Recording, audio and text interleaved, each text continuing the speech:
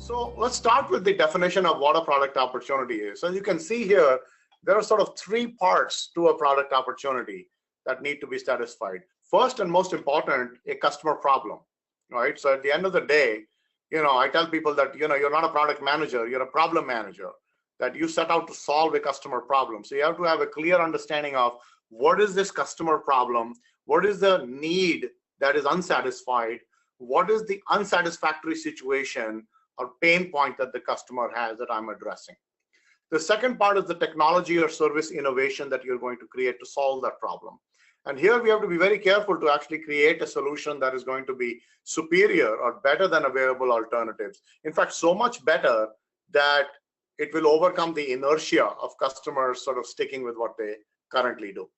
And the third element of an opportunity is the capabilities that you have.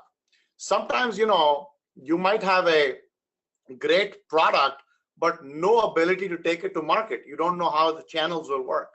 Or sometimes that your financial resources might not be consistent with what it's going to take to build the product. For example, if you build a B2C service, a business to consumer service, but you need $10 million for customer acquisition and you only have, seed capital, then you've got a capability gap.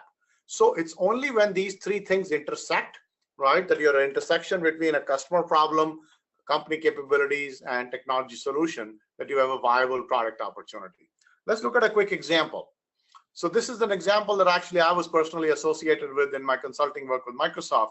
So when they were building the Surface Pro, the pain point that they identified was that while the iPad and other tablets, the Android tablets had sort of found some market acceptance, significant market acceptance, if you really look at it, they were very good for consuming media, but they're not really good or effective for getting serious work done, right? So if you want to get serious work done, you still have to carry your laptop around. So it was not really a substitute for a laptop, but it had some really nice features. That was a great way to consume media, the display and so on. So the solution that they came up with was basically a two-in-one, right? A detachable tablet that does all of what an iPad does from a media consumption standpoint, but it is also a productivity device because it allows you to, not only work like with you would with a laptop, but also has all the extension ports and other ways in which you use laptops as a productivity device. So a simple way to describe this Surface Pro is it's a Swiss Army knife for productivity. Now combine that with Microsoft's capabilities, which is the Windows ecosystem, but also its emerging capabilities in the industrial design, which lately they've gotten pretty good at. In fact, I'm doing this webinar from a Surface Studio, which is another hardware device that I find to be really elegant from an industrial design standpoint. And therefore, this has been a fairly successful product for Microsoft. It's a multi-billion-dollar business for them.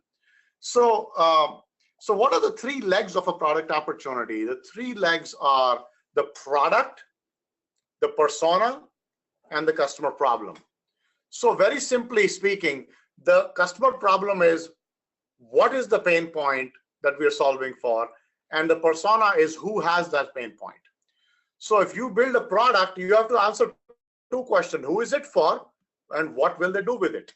So those are the three legs of the opportunity that you constantly need to iterate upon as you go through the discovery process, because sometimes you find that you've got the wrong persona. That for instance, there's a startup company that I've been working with, and they came up with a way to create virtual experiences where you can actually interact with a person remotely and see a site remotely. So the persona and the problem that they started out with was tourism, right? So you can go and maybe you could go to visit the pyramids of Egypt while you're sitting in Chicago.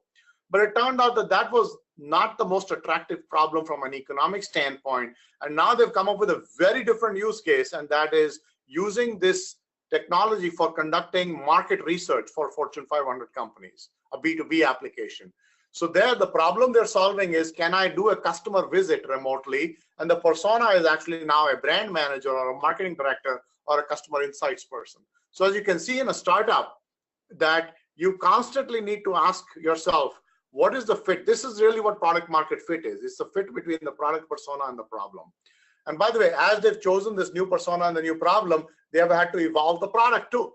Because when I'm doing market research, for instance, they've been able to build capabilities around doing video analytics on the data that you're recording, because now I don't just want to experience a tourism site, I actually want to see what that customer did in that interview. So those are the three legs of a product opportunity.